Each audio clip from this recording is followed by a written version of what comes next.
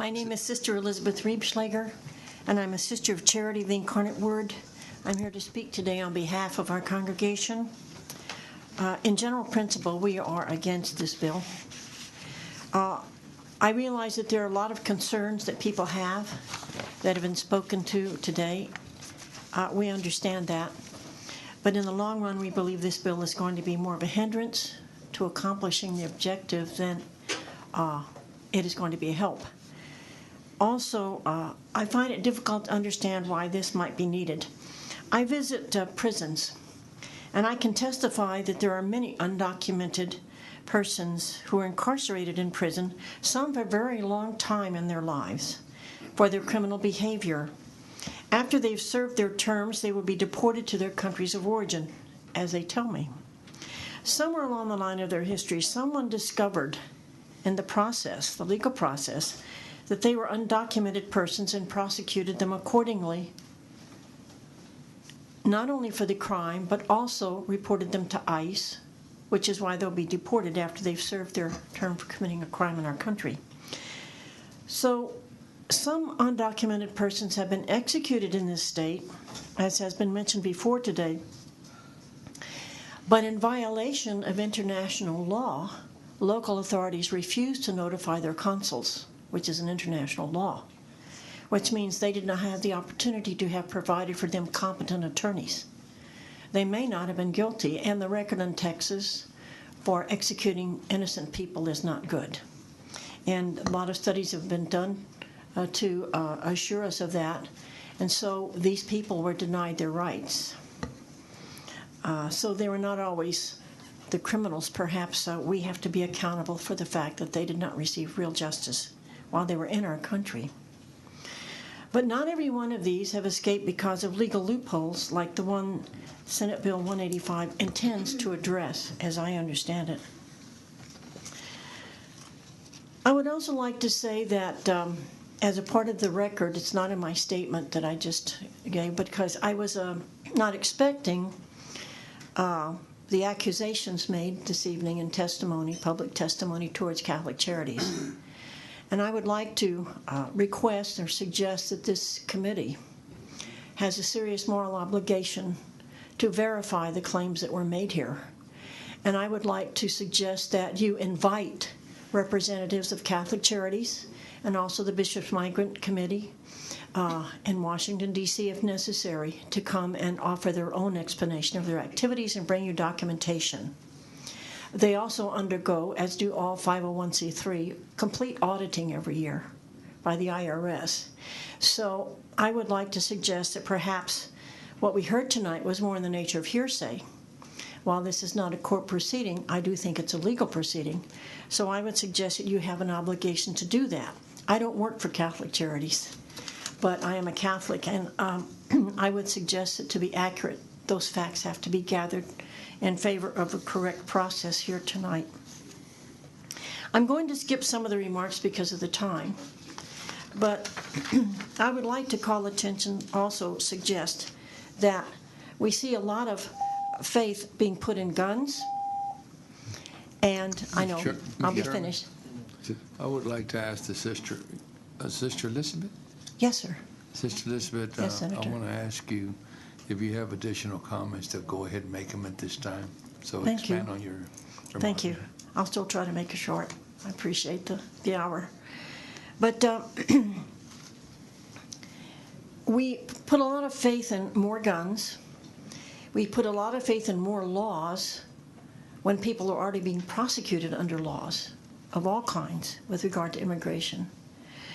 As a solution to some of the problems that we heard people address tonight, it's no mistake that there's an awful lot of pain and violence in the world.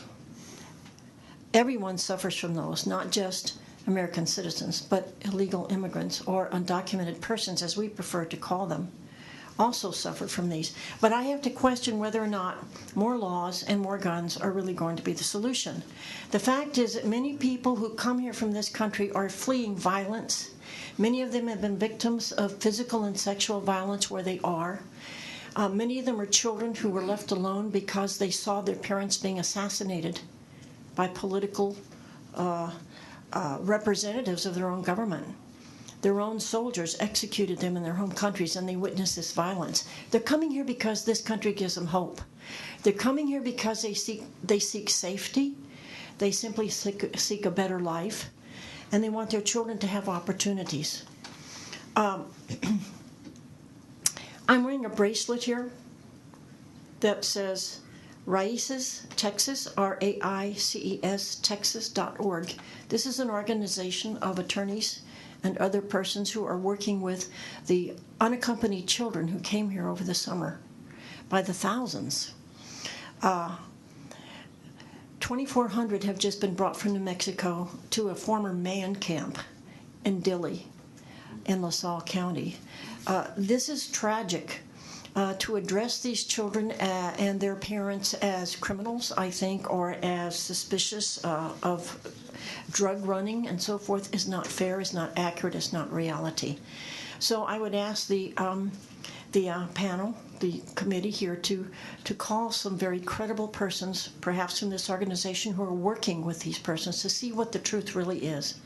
Because I think they are being seriously misrepresented. There are political reasons on everyone's side for making this issue a political football. And we owe it to our country and to ourselves and to the human beings involved, I think, to rely on accurate, documented information by persons who are professionals who have real experience of the reality.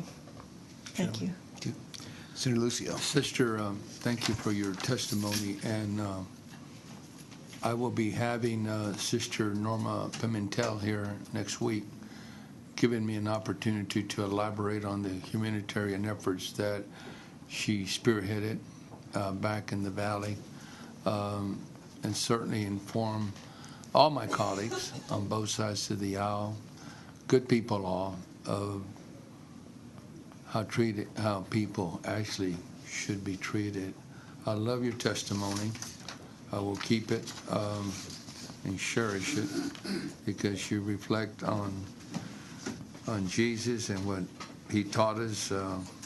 All we need to be brothers and sisters, and I rather doubt you say that he would have seen anyone as an undocumented person or illegal. No, he understood that more than anyone because he realized that his own parents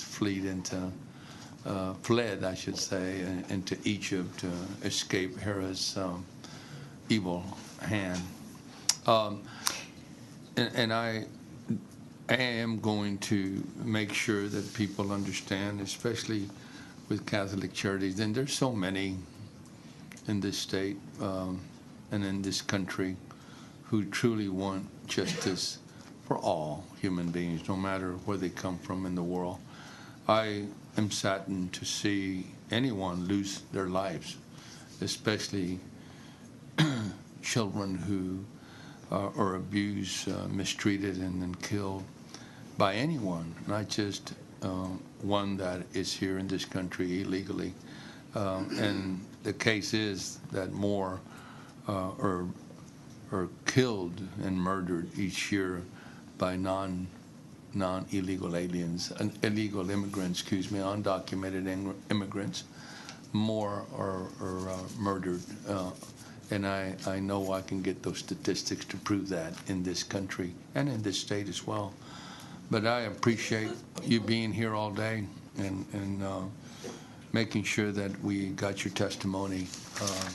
I can't thank you enough for the humanitarian efforts you're making to make a difference to people. Thank you. Thank you, Senator. And I failed to say that the 4 amendments that you suggested this morning addressed the other points that I was going to bring out, which would no longer be required of me since you have already addressed those yourself. So thank you very much. I hope my colleagues agree with me and maybe make it feasible, change the bill somewhat where might end up supporting it.